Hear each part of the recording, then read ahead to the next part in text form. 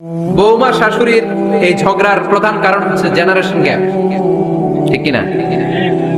শাশুড়ি এক জেনারেশনের আর বৌমা আরেক জেনারেশনের। শাশুড়ি ভাবে একরকম, বৌমা ভাবে আরেক রকম। শাশুড়ি চায় বউর উপর খবরদারি করতে, বউ চায় শাশুড়ির উপর খবরদারি করতে। এই ডমিনেটিং এর কারণে কিলাকিলি আছে না নাই? এটা ঠিক না। আমার শাশুড়ি মায়েরা যারা আছেন, প্রথমে শাশুড়ি দিয়ে শুরু করি। আমার মাইকের আওয়াজ যে ঘরগুলোতে যায়, আমার শাশুড়ি মাদেরকে বলবো, বউদের উপর অত্যাচার করবেন না। ছেলেরা প্রশ্ন করে, তোর কাছে তোর বউ বড় না আমি বড়? আছে না নাই? এটা একটা প্রশ্ন হইলো।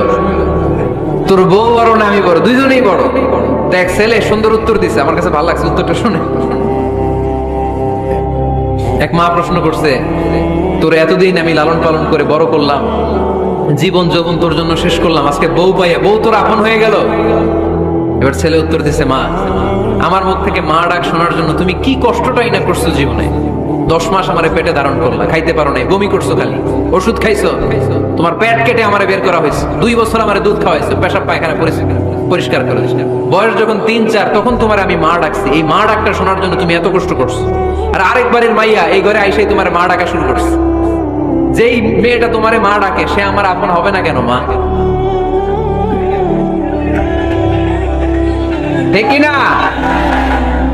এই মা ডাক শোনার জন্য তুমি এত কষ্ট করলা, আমার